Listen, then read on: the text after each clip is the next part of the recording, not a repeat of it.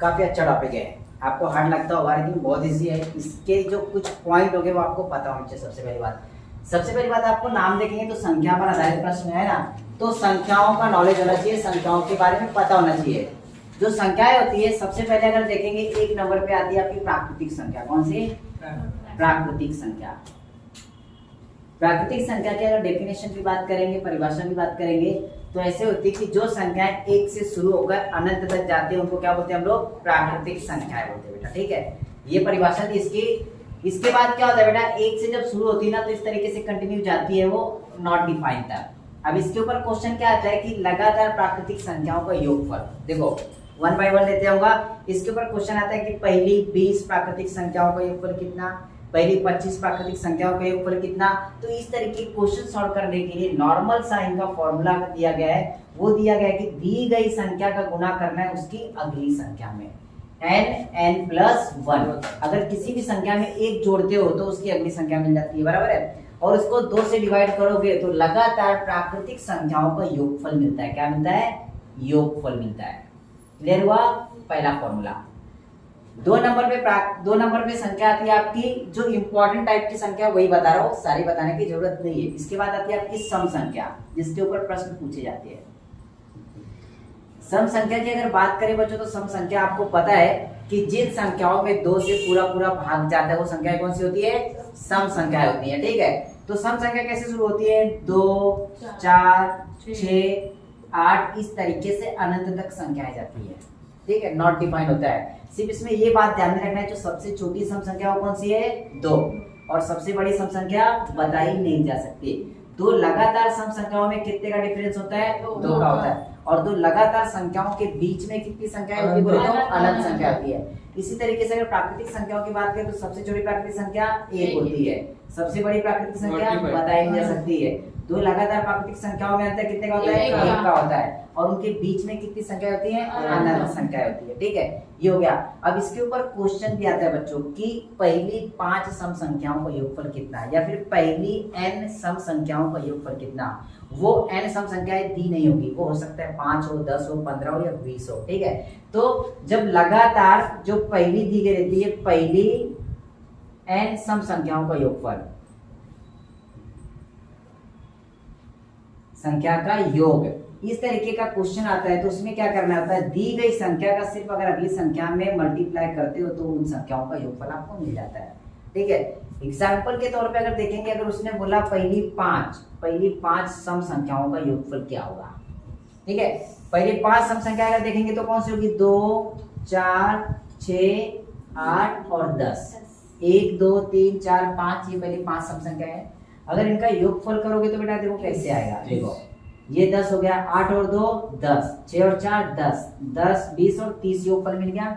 अगर फॉर्मूले के हिसाब से आएंगे तो क्या बोला था? दी गई संख्या का गुना क्या करना है? अगली संख्या में। 5 और 1 6, 6 पंचे 30, आंसर मिल गया आपको। ठीक है, उसी तरीके से जो 3 नंबर की संख्या आती है आपकी, वो आती है विषम संख्या। क्या आती है? विषम संख्या।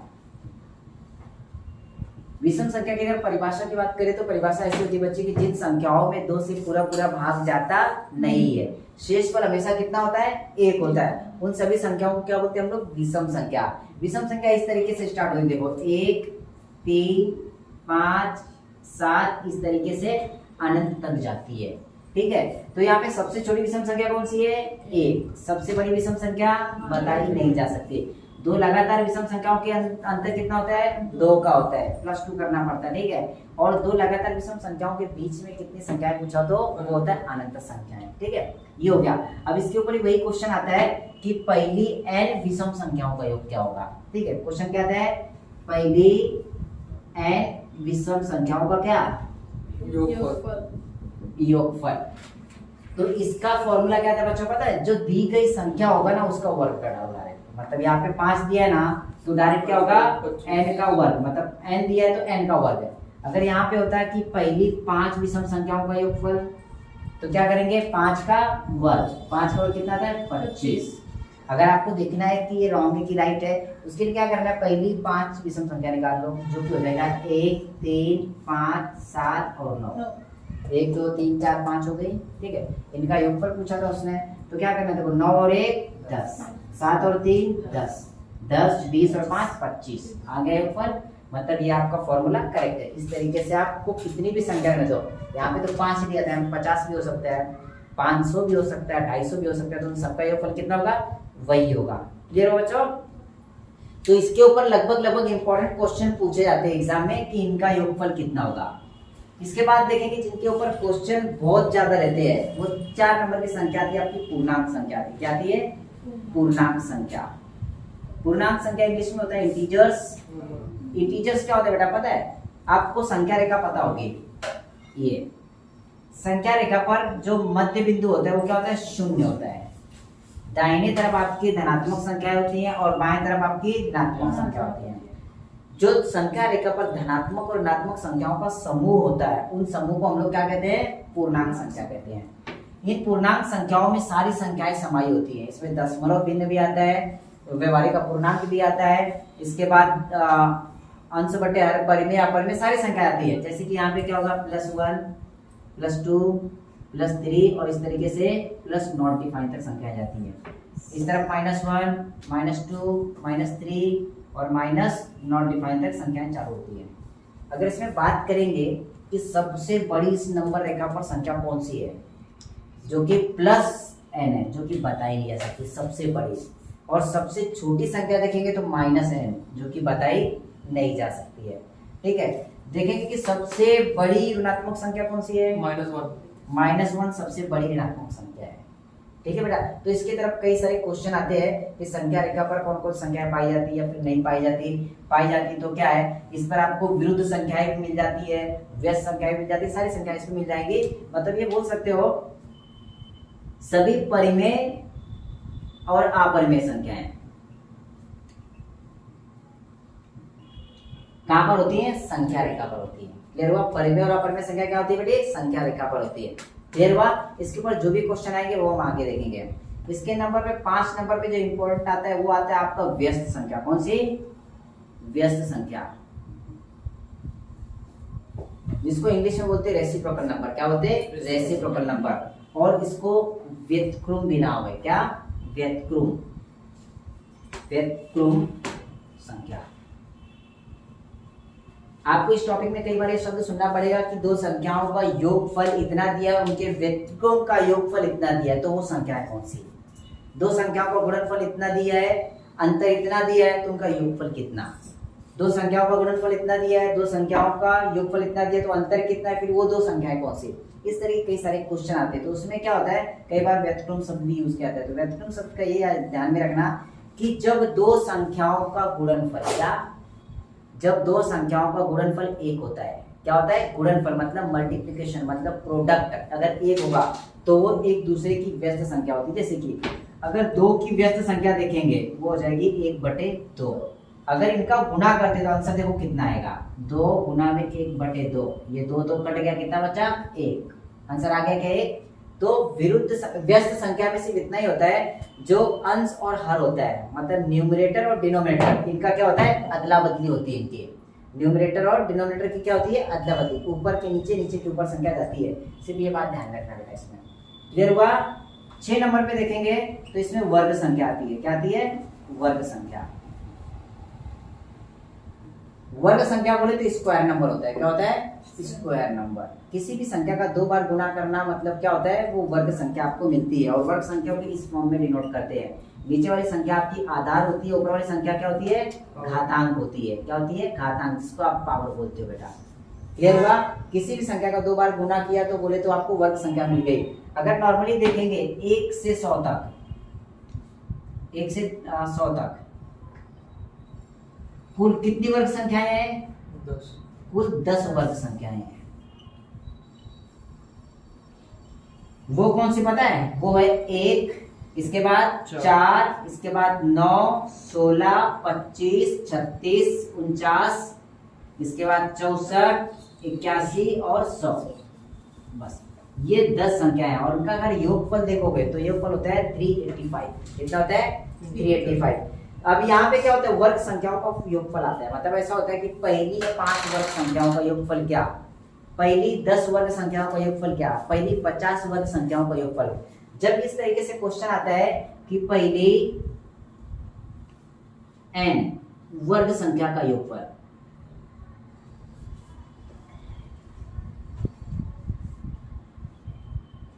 तो इसका नॉर्मल सा फॉर्मूला लिख के रखो। फॉर्मूला ऐसा दिया गया है कि दी गई संख्या का गुना उसकी अगली संख्या में करना है। दी गई संख्या का गुना उसका अगली संख्या में करना है, वापस उसका गुना करना है उसकी डबल करने के बाद एक जोड़ने पर। उस संख्या का डबल करने के बाद एक जोड़ने पर जो भी इसका मल्टीप्लिकेशन आएगा, प्रोडक्शन आएगा, उसको डिवाइड कर देना है कितने से? 6 से। तो आपको पहली n वर्ग संख्याओं का योगफल मिल जाएगा। अब ये पहली n की जगह पे कुछ भी हो सकता है, 5, 10, 15, 20, 50 कुछ भी हो सकता है बेटा। ठीक है, पॉज करो इसको। अभी इतना लिखना बंद चालू किया गया, बंद कर उसको। ठीक है, देखो यहाँ पे क्या माहिती है, देखो 7 नंबर पे, देखो 7 नंबर पे आपकी आती है परिमेय संख्या। क्या आती है? परिमेय संख्या, रेशनल नंबर। और 8 नंबर पे आपकी अपरिमेय संख्या, इरेशनल नंबर। ठीक है बेटा, परिमेय संख्या देखेंगे तो 3 प्रकार की होती है। कितने प्रकार की?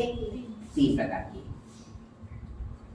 परिमेय संख्या की अगर परिभाषा देखेंगे, ऐसी वो संख्या जो अंश और हर के रूप में लिखी हो। किसके रूप में? अंश और हर के रूप में लिखी हो। जैसे कि a/b के फॉर्म में लिखी हो, a/b के फॉर्म में, जहां पर जो b है वो कभी शून्य नहीं होगा। किसी भी संख्या को अगर शून्य से डिवाइड करते हैं तो उसका आंसर अनंत दशमलव में आता है। किसमें? अनंत दशमलव में। और अनंत दशमलव वाली जो संख्या आती है वो कौन सी होती है? अपरिमेय संख्या होती है। इसलिए यहाँ पे कभी भी जो आपका डिनोमिनेटर होगा, नीचे वाली संख्या हर, वो कभी भी शून्य नहीं होगी। ठीक है, इसमें 3 प्रकार पड़ते हैं। पहला आता है साधा परिमेय संख्या, जो कि a/b के फॉर्म में होगी। नॉर्मली आपका नंबर भी हो सकता है, जैसे कि आपने लिखा 5, तो 5/1 होता है। वो क्या होता है? 5/1 होता है। तो ये हो गई आपकी साधा परिमेय संख्या। साधा परिमेय संख्या में ये बात ध्यान रखना, वो धनात्मक या फिर ऋणात्मक हो सकती है। धनात्मक या ऋणात्मक हो सकती है, बात ध्यान में रखना है। इसके बाद जो 0 आता है, वो 0 खुद एक परिमेय संख्या है। पता है क्यों? क्योंकि 0 के नीचे कितना होता है? 1 होता है। ये बात ध्यान रखना। और जिस संख्या का छेद 1 होता है, इसका मतलब उसका उत्तर वही संख्या आती है, दशमलव में आती नहीं है। तो ये आपकी क्या हो जाएगी? परिमेय संख्या हो जाएगी। ठीक है बेटा। इसके बाद देखेंगे, पहला हो गई साधा परिमेय, दूसरा आता है आपका दशमलव परिमेय। क्या आता है? दशमलव परिमेय संख्या। और दशमलव परिमेय संख्या को आवर्ती भी बोलते हैं। क्या बोलते हैं? आवर्ती दशमलव भिन्न। क्या बोलते हैं? आवर्ती दशमलव भिन्न। इसका सिंपल सा मतलब आता है दशमलव, जो संख्याएं दशमलव में होंगी, जो कि पूर्ण नहीं होंगे। जैसे कि हो सकता है 0.444। यहाँ पे क्या हो रहा है दशमलव परिमेय संख्या में, कि दशमलव के बाद कोई अंक या अंकों का समूह बार बार आता है, रिपीट होता है। ये बात ध्यान में रखना। ठीक है, जैसे कि 444 हो गया, तो इसको लिखने का तरीका क्या होता है बच्चों? ऊपर बार आता है। क्या आता है? बार आता है। या फिर ऊपर क्या आता है? पॉइंट आता है। या फिर क्या होता है? लिखने के बाद ये डॉट आता है, मतलब वही अंक रिपीट होगा। इसके बाद एग्जांपल हो सकता है 12.121212। यहाँ पे क्या 1 2 1 2 1 2 रिपीट हो रहा है। इसका मतलब जो 1 2 अंक है ये बार बार आएगा, तो इसके ऊपर क्या आता है बेटा? बार आता है। जो 3 नंबर की आती है वो आती है कर्निष्ठ परिमेय संख्या। कर्निष्ठ परिमेय संख्या। कर्निष्ठ परिमेय संख्या बेटा वो होती है जो कि करनी के अंदर होती है। किसके अंदर होती है? करनी के अंदर। और करनी के अंदर वाली संख्या का पूरा पूरा मान आता हो। जैसे कि यहाँ पे 16 का वर्गमूल कितना आता है? 4। 8 का घनमूल कितना आता है? 2। मतलब ऐसी संख्या, जिन संख्याओं की जो वैल्यू पूरी पूरी निकल के आ जाए, उनको क्या बोलेंगे? कर्निष्ठ परिमेय संख्या। अगर करनी वाली संख्या का पूरा वैल्यू नहीं आ रहा है, पॉइंट में आ रहा है, तो वो कहाँ पे जाएगी? अपरिमेय संख्या में। उसी तरीके से अपरिमेय भी संख्याएं कितने प्रकार की होती है? 3 प्रकार की होती है। पहला साधा वाली। साधा वाली परिमेय संख्या वो होती है कि जो ऐसी संख्या जिनके छेद में हो गया। ठीक है, देखो अपरिमेय संख्याएं 3 प्रकार की होती है। पहली होती है साधा अपरिमेय संख्या। साधा अपरिमेय संख्या वो होती है जो a/b के फॉर्म में होगी, और जो नीचे वाली संख्या होती है जिसको हर बोलते हैं, वो हर किसके बराबर होगा? 0 के बराबर होगा। हर 0 के बराबर होने का सिंपल सा मतलब यही होता है कि वो संख्या अनंत दशमलव में आएगी। किसमें? अनंत दशमलव में आएगी। ये बात ध्यान में रखना है। या फिर ऐसा भी हो सकता है ऐसी संख्या जो अंश और हर के रूप में लिखी हो, जो अनंत दशमलव में आती हो। ठीक है, वो संख्या भी कौन सी होती है, साधा अपरिमेय संख्या। क्लियर हुआ। और ये भी धनात्मक या ऋणात्मक हो सकती है। 2 नंबर पे आती है दशमलव अपरिमेय संख्या। दशमलव अपरिमेय संख्या वो होती है कि जिन संख्याओं में दशमलव के बाद कोई अंक या अंकों का समूह बार बार आता नहीं है और वो अनंत दशमलव तक आता है। जैसे कि यहाँ पे लिखा 0.124139884, इस तरीके से कुछ भी अंक आएंगे तो वो पॉइंट के बाद कोई अंक या अंकों का समूह रिपीट हो रहा है क्या, नहीं हो रहा है, और उसका जो आंसर है ना वो अनंत दशमलव में आएगा, तो कौन सी हो जाती है, दशमलव अपरिमेय संख्या। 3 नंबर पे आता है कर्निष्ठ अपरिमेय संख्या। जो कर्निष्ठ अपरिमेय संख्या होती है, सिंपल सा बोलने का मतलब ये है, जो भी कर्नी के अंदर की संख्याएं होंगी अगर उसकी कहां तक बंद हुआ था, हाँ देखो कर्निष्ठ परिमेय संख्या का सिंपल से अगर परिभाषा देखेंगे तो क्या होता है, कर्नी के अंदर की जो भी संख्या होगी जिसकी वैल्यू पूरी निकलेगी नहीं, जैसे कि अंडर रूट 5 की वैल्यू देखेंगे तो ये पॉइंट में आती है और अनंत दशमलव तक आती रहती है, एग्जैक्ट वैल्यू निकलती है क्या, नहीं, मतलब ये कौन सी, कर्निष्ठ अपरिमेय संख्या। इसके ऊपर कई बार क्वेश्चन पूछे जाते हैं बच्चों, परिमेय और अपरिमेय संख्या के ऊपर बहुत बार क्वेश्चन आता है। सिंपल सा कि नीचे दी गई संख्याओं में कौन सी परिमेय संख्या है, और परिमेय संख्या में 3 आते, देखो ये साधा परिमेय संख्या होगी या तो दशमलव परिमेय संख्या होगी या तो कर्निष्ठ परिमेय संख्या होगी, ठीक है, 3 अपरिमेय होगी 1 परिमेय होगी, या फिर अपरिमेय संख्या कौन सी ऐसा पूछते हैं तो 3 परिमेय होगी और 1 अपरिमेय होगी। परिमेय और अपरिमेय की ये 3 प्रकार ही पढ़ते, तीनों प्रकार अच्छे से कर लेना बेटा, ठीक है। चलो पॉज करो इसको, ये लिख लो बड़ा। देखो इसमें अगला प्रकार जो आता है, इसमें पूछा जाता है कि 2 अंकों वाली संख्याएं कितनी, 3 अंकों वाली संख्याएं कितनी, 4 अंकों वाली कुल संख्या कितनी, ऐसा क्वेश्चन आता है। तो इसमें ना देखो कुल संख्याएं निकालना, क्या, कुल संख्याएं। अब कुल संख्याएं कैसे निकालेंगे ये देखना है आपको, समझ के चलो। पहला प्रश्न आ गया कि 1 अंक वाली कुल संख्याएं, ठीक है, 1 अंक वाली कुल संख्या कैसे निकालेंगे, किसी को आइडिया क्या। देखो नॉर्मली अगर देखेंगे 1 अंक वाली कुल 9 संख्याएं, कितनी, 9 संख्याएं, वो कौन सी, 1 से लगा के 9 तक, बराबर है। तो यहाँ पे क्या होता है, 9 × 10⁻�0 इक्वल टू हो जाएगा आपके 9 अंकों वाली कुल संख्याएं, क्या, 9 अंकों वाली कुल संख्याएं। अभी देखो 10 का पावर कितना है, 0, इसका मतलब क्या हो जाता है, 1, बराबर है, 9 × 1 = 9। अगर देखेंगे 1 अंक वाली कुल संख्या कितनी है, 9, ठीक है। इसके बाद 2 अंक वाली कुल संख्या है, तो इस कंडीशन में क्या करना, 9 × 10⁻⁴, मतलब क्या हो गया, 10 का पावर 1 बोले तो 10 हुआ, और 10 का मल्टीप्लिकेशन 9 में करेंगे कितना, 90। मतलब अगर देखेंगे 2 अंकों वाली कुल संख्याएं पूछा तो कितनी है, वो 90 है। वो कैसे पता है, देखो 10 से लगाकर 99 तक, बराबर है। तो फॉर्मूला नॉर्मली पता है आपको, क्या होता है, n - a + 1। 99 में से 10 गए तो 89 + 1 कितना होता है, 90, आंसर आ गया। तो इस तरीके से क्या करना है, अगर कुल संख्याएं पूछी जाती तो वो तो 1 अंक की, 2 अंक की, 3 अंक की, 4 अंक की, 5 अंक की, 6 अंक की, कोई पूछ सकता है। अगर कुल संख्याएं पूछा है तो यहाँ पे सिर्फ एक चीज ध्यान में रखना कि जितने अंकों वाली संख्याएं पूछी होंगी, जितने अंकों वाली संख्याएं पूछेंगे उससे 1 कम 10 का पावर रखना। जैसे कि अगर पूछा 3 अंक वाली कुल संख्याएं, तो क्या करना, 9 कॉमन रखना, मल्टीप्लाइड बाय 10 कॉमन रखना, इसके बाद यहाँ पे कितना बोला है, 3 अंक वाली, तो 3 से 1 कम करना, 2, इसका पावर रख लेना। 10 का पावर कितना होता है, 100, और 9 से, इसका आंसर कितना आएगा, 9 से। या फिर ऐसे भी याद कर सकते हैं, 9, 90, 900, 9000, 90000, 9 लाख, 90 लाख, इस तरीके से आंसर आ जाएगा आपका। आप समझ के चलो 5 अंक वाली पूछा तो 5 अंक वाली अगर पूछा कुल संख्या है तो क्या करना है इसमें कि 9 × 10⁻⁴, तो क्या हो जाएगा, 9 × 10 का पावर 4, मतलब 1 2 3 4, तो ये हो जाएगा 90,000।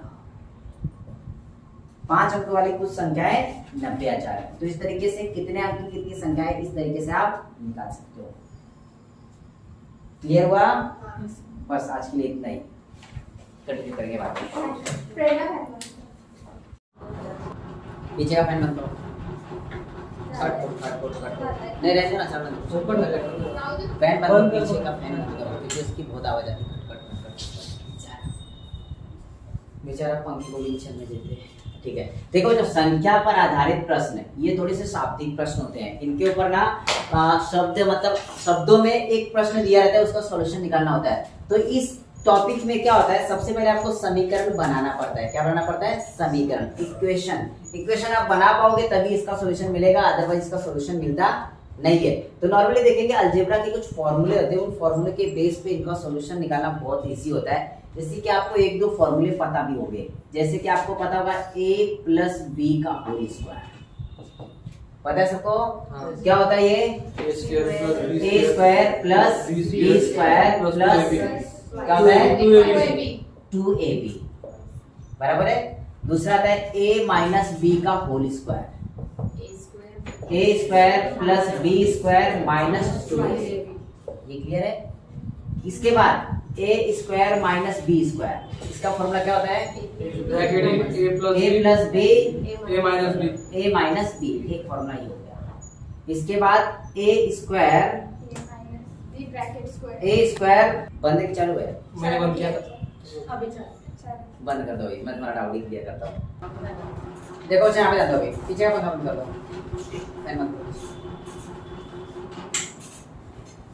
देखो ये फॉर्मूले ना काफी यूजफुल है इस टॉपिक में। इसके बाद एक फॉर्मूला जो कि आपके जो इस टॉपिक में क्वेश्चन पूछे गए ना, कई बार ऐसा पूछा गया है कि दो संख्याओं का योगफल दिया गया है, ठीक है, दो संख्याओं का अंतर दिया गया है, तो इसमें क्या पूछेगा क्वेश्चन?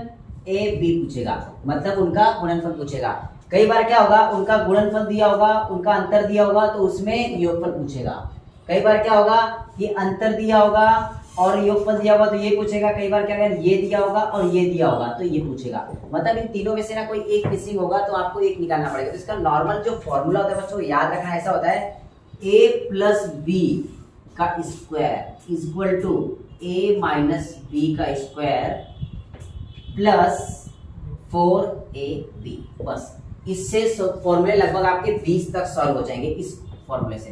अब बच्चों करना क्या पता है, इस तरीके के क्वेश्चन कैसे आएंगे, यहाँ पे वर्ग दिया गया, दैट मींस क्या होगा, इस तरफ क्या होगा, वर्गमूल हो जाएगा। अब देखो कैसे, अगर ये इस तरफ आ जाएगा तो ये इस तरफ चला जाएगा, एम राइट। ये इसकी सिर्फ अदला बदली करना। देखो क्या होगा, कभी ये पूछा होगा और ये दोनों दिया होगा, तो क्या करना है, इन दोनों को सॉल्व करके इसको अंडर रूट करने का है। अगर आपका ये दिया होगा तो ये इस तरीके से आ जाता है कि ये यहीं पे रहेगा, ये माइनस में आ जाता है, ये ऐसा हो जाएगा a minus B equal to आपका क्या हो जाएगा बताओ, ये हो जाएगा, क्या हो जाएगा बताओ, a प्लस बी का होल स्क्वायर माइनस 4ab। ठीक है, जब आपका ये 4ab पूछा होगा, ab मल्टीप्लिकेशन पूछा है, तो क्या हो जाएगा फॉर्मूला, तो क्या होगा देखो, इन दोनों का अंतर और 4 से डिवाइड कर लेंगे। क्लियर हुआ? देखो ये फिर यहाँ पे आ जाएगा ऐसा, ए बी इक्वल टू होता है आपका a प्लस बी का स्क्वायर माइनस क्या हो जाएगा, a माइनस बी का स्क्वायर अपॉन में कितना 4, और इसका क्या होगा अंडर रूट। तो इस तरीके से इससे ना सारे के सारे आपके क्वेश्चन सॉल्व हो जाते हैं। तो क्या करना है, सिर्फ ये फॉर्मूला फिलहाल के लिए रखो, ये वाला, बाकी आपको पता ही फॉर्मूला नॉर्मल फॉर्म में कैलकुलेशन में यूज होते हैं सिंप्लीफिकेशन टॉपिक में, और इस टॉपिक में 90% आपका ये फॉर्मूला यूज होने वाला है। तो बेटर ये फॉर्मूला लिखो पहले।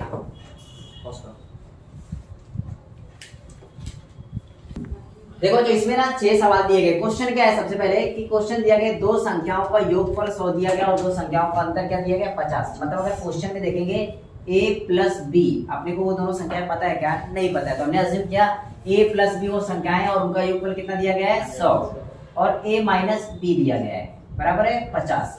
तो इसमें आपको 5 क्वेश्चन पूछे गए। पहला क्वेश्चन कि उनके वर्गों का अंतर क्या होगा, दूसरा सवाल बड़ी संख्या क्या होगी, तीसरा सवाल छोटी संख्या क्या होगी, चौथा सवाल छोटी और बड़ी संख्या का अनुपात, पांचवा सवाल बड़ी और छोटी संख्या का अनुपात, छठवां उनका गुणनफल क्या होगा। ठीक है, तो बच्चों क्या करना है पता है, इन 6 के 6 सवाल आगे पूछे जाने वाले आपसे, इसके अलावा बाहर क्वेश्चन पूछे जाएंगे नहीं।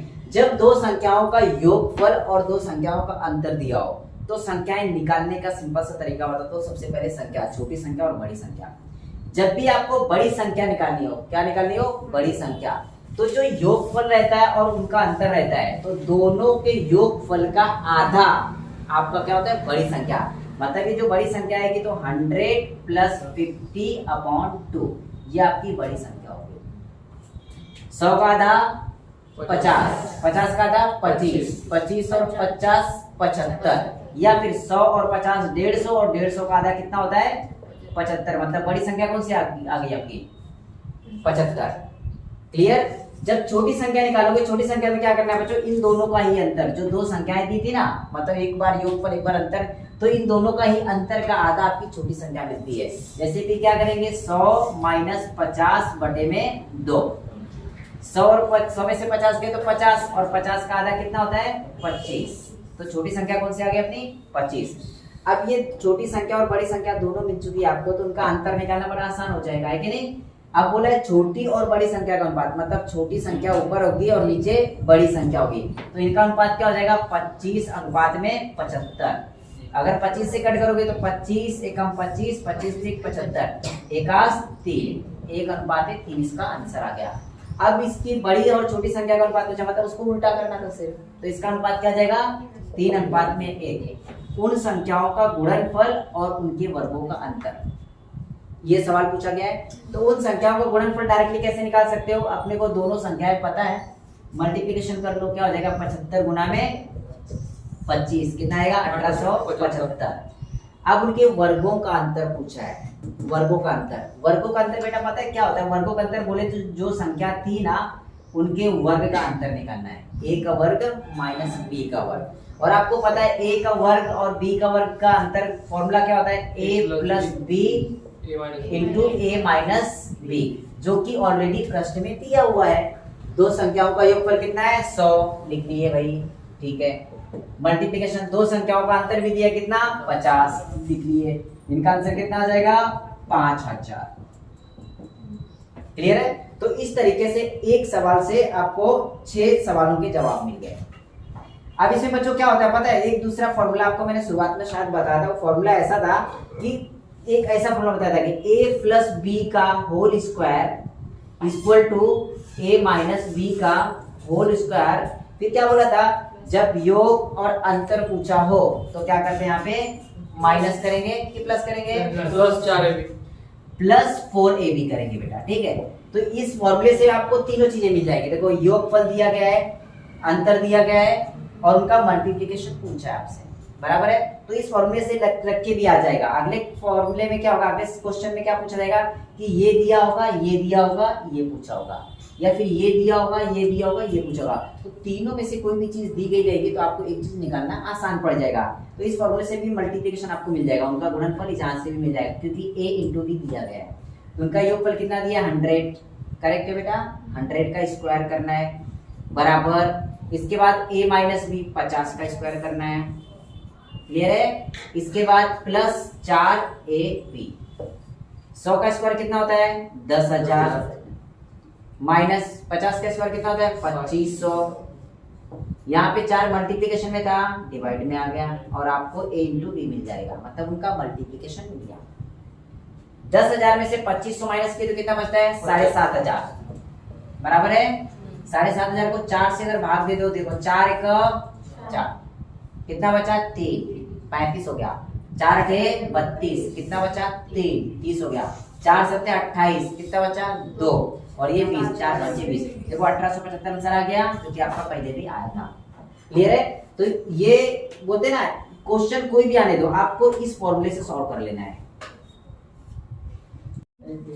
चलो बच्चों देखो, यहाँ पे क्वेश्चन क्या दिया गया पता है, देखो क्वेश्चन ऐसा दिया है कि दो संख्याओं का योगफल कितना दिया है 27 और उनके वर्गों का अंतर 81 दिया गया है। तो उसने क्या पूछा है पता है, उसने 6 सवाल पूछे हैं। आपके किताब में क्या पूछा है उससे कुछ लेना देना नहीं है, लेकिन ये 6 सवालों का उत्तर उससे मिल जाएगा। पहला, उनके वर्गों का अंतर दिया गया है, बड़ी संख्या, छोटी संख्या, छोटी और बड़ी संख्या का अनुपात, बड़ी और छोटी संख्या का अनुपात, उनका गुणनफल और उनका अंतर। 7 नंबर का सवाल इसमें मिलेगा, उनका अंतर।